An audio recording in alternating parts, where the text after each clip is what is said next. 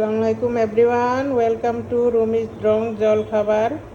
আজকে নিয়ে এসেছি আপনাদের জন্য পাবদা মাছ দিয়ে টমেটো দিয়ে ঝোল করব। একটু হালকা পাতলা ঝোল করব। দিয়ে দিচ্ছি তেল,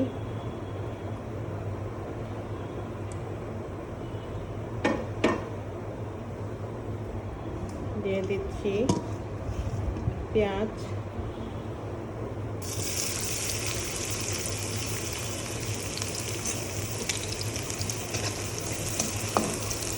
পেঁয়াজটা একটু হালকা ব্রাউন করে নিব। পেঁয়াজটা ব্রাউন কালার হয়ে গেছে।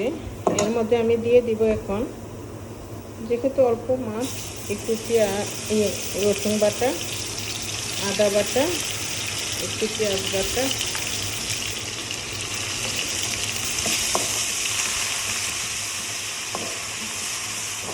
এটাকে একটু আদা রসুনের গন্ধটা চলে গেলে তারপরে অন্যান্য মশলাগুলো দিব।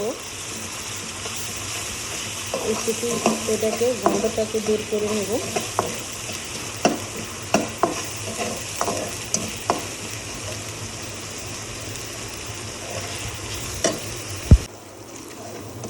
ঠিক এখন গন্ধটা চলে গেছে আদা রসুনের। এর মধ্যে দিয়ে দিব একটু পানি,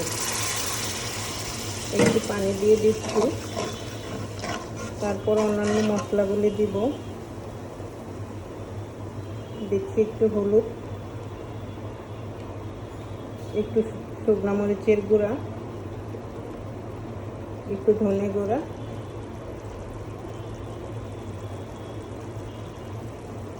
একটু জিরা গুঁড়া দিচ্ছি, বেশি দিব না যেহেতু মাছ।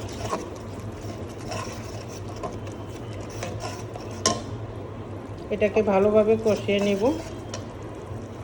সাথে দিব একটু লবণ,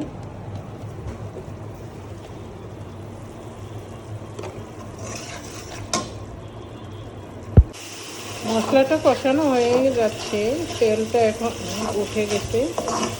এর মধ্যে দিয়ে দিব আমি ফার্স্টে টমেটো, তারপর দিয়ে দিব মাছ। একটু টমেটোটাকে দু একটা নাড়া দিয়ে একটু ভালো করে একটু কষায় নেব। তারপরে দিয়ে দিচ্ছি এমডি রানা ভাই ফোন করে SMS করেছে যেন আমার কণ্ঠটা বোঝা যাচ্ছে না, জোরে বলছে, সাউন্ড শোনা যাচ্ছে না। টমেটোটাকে একটু কষে নিয়েছি। এর মধ্যে এখন দিয়ে দিব আমি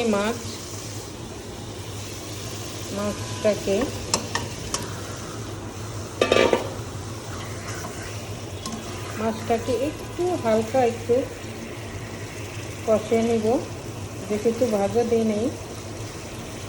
আসলে পাবদা মাছ আমরা ভাজি না, কাঁচাই রান্না করি। কাঁচা রানলে পাবদা মাছ একটা সফট থাকে, ভেজে নিলে কি মাছটা সাবা সাবা লাগে, এর জন্য আমরা পাবদা ভাজি না। এর মধ্যে এখন দিয়ে দিব পানি, টমেটোর সাথে একসাথেই হয়ে যাবে। মাছ হইতে বেশিক্ষণ সময় লাগে না।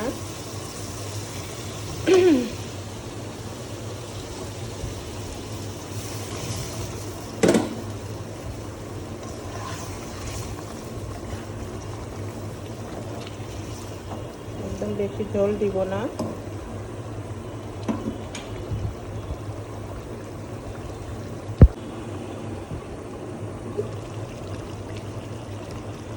মাছটা প্রায় হওয়ার কাছাকাছি। এখন আমি এর মধ্যে দিয়ে দিব আস্ত কতগুলা কাঁচামরিচ।